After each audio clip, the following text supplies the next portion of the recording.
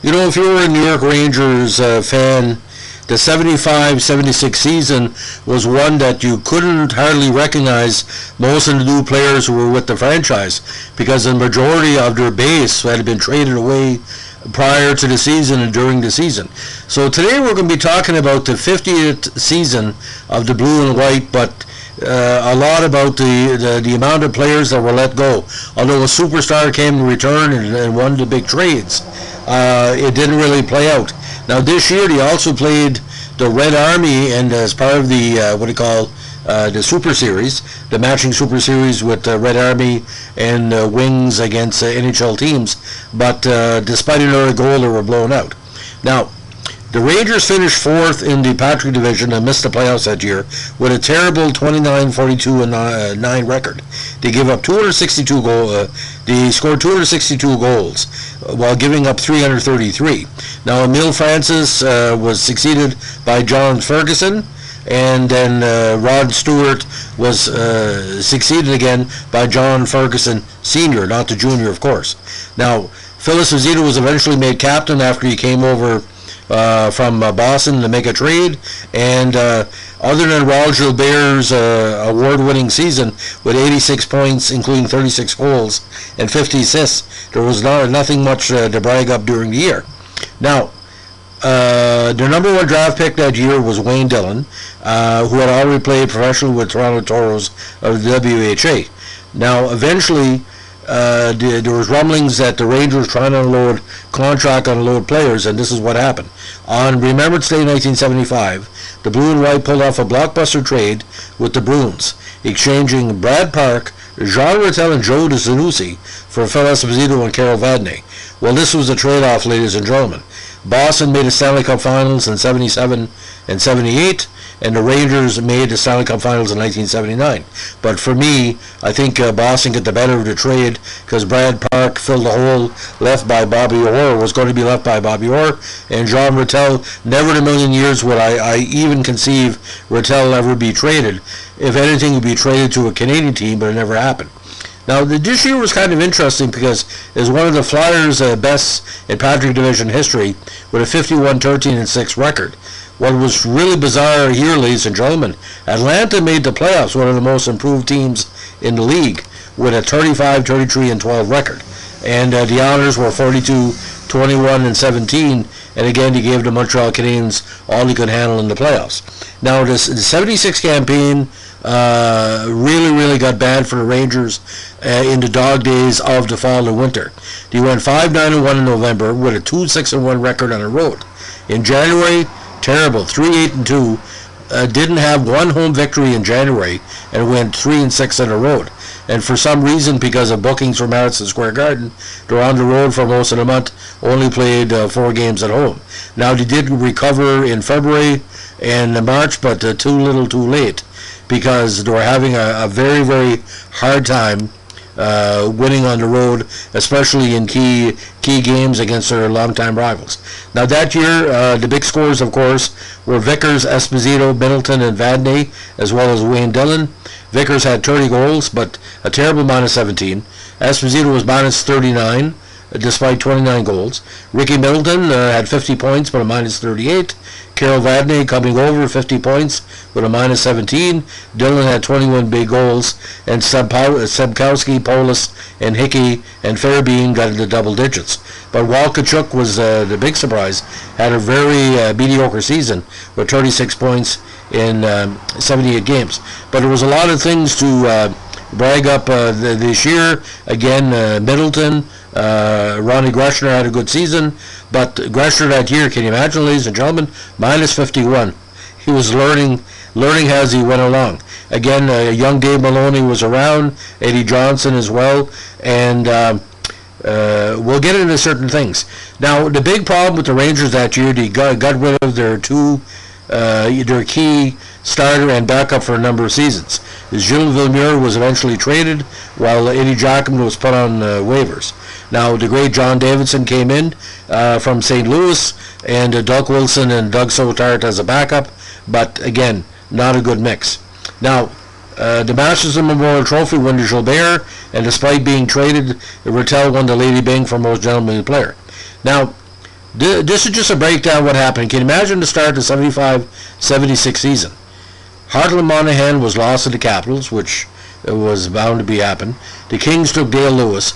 Teddy Irvine, Bert Wilson, and Jerry Butler were traded to St. Louis. All three were good defensive players for John Davidson and Bill Collins. Now, Kurt Ridley, who was a capable backup, was traded to Atlanta Flames for Jerry Byers. Now, in a mistake, in my opinion, the great young talent Bobby McMillan and future considerations in cash went to St. Louis for Larry Sacharuk, who was showing good promise under Gary Unger on the St. Louis power play, but it didn't work out. Now, Villemure again was traded to Chicago on October 28 for Doug Jarrett, and the sale continued next with Derek Sanderson being traded to the Blues for a first-round pick. Ed Giacomin again was picked up on waivers by the Red Wings on Halloween night, and then Brad Park, Ratelle, and Zanussi to the Bruins for Esposito and Vadnais, and another backup was brought in, Al Simmons. Now, the draft again, not too bad. Again, they picked up, Wayne Dillon, Sol Tart, Claude Rose was in the mix.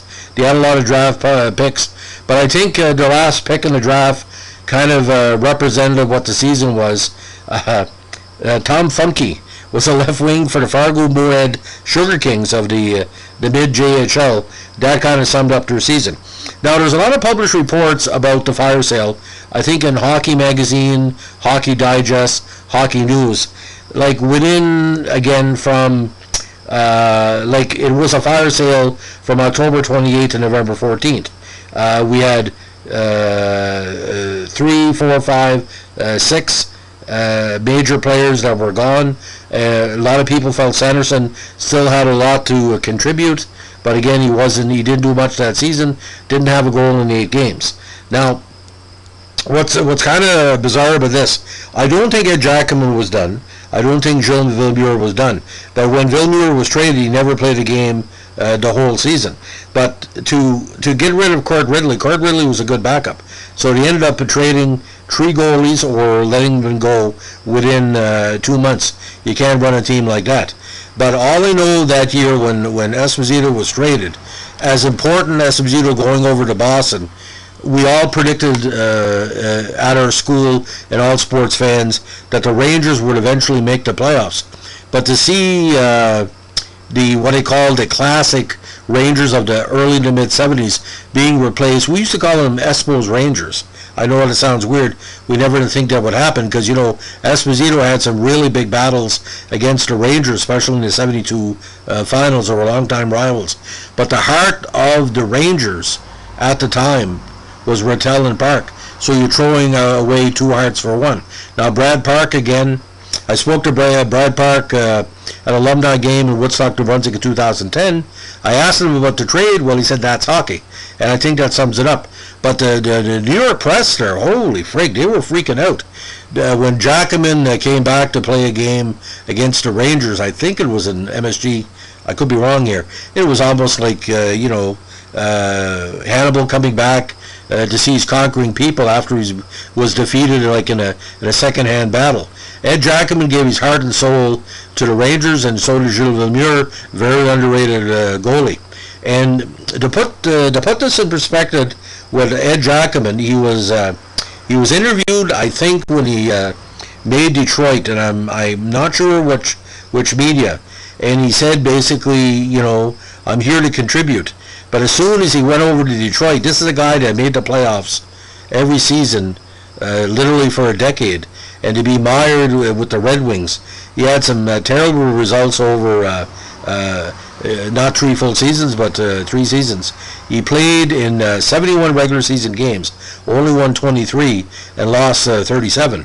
And he was a player, like I give an example, when he really broke in with the Rangers in 67, 30, 36, 37, 35, 27, 24, 26, and 30 wins. And the 75 season, again, not his best, but still a decent 3.48 average. So again, I think what happened with 74, he said, we got to make a decision, and that's what happened. But, he fought strong to get into the NHL after playing with the great Providence Reds for a number of years. He also played for the New York Rovers, the Washington Presidents, Clinton Comets. But to see Giacomin in a Red Wings jersey and mask, pretty freaky. So if you have a chance, by the way, the Christmas week game, the Rangers against the Red Army, should check it out, because it gave kind of a preview of that 79 team. But see a young Greshner minus 51, bizarre. But I mean, the Ricky Middleton trade too. I thought they were going to keep Middleton, but crazier things have happened. Maybe they're going to keep two heartthrobs, Greshner or Middleton. They kept Greshner, which I think was the best decision. And don't forget the Maloneys were coming right up and all that. So that's the story of the 1975-76 New York Rangers season. Thanks for listening. Bye.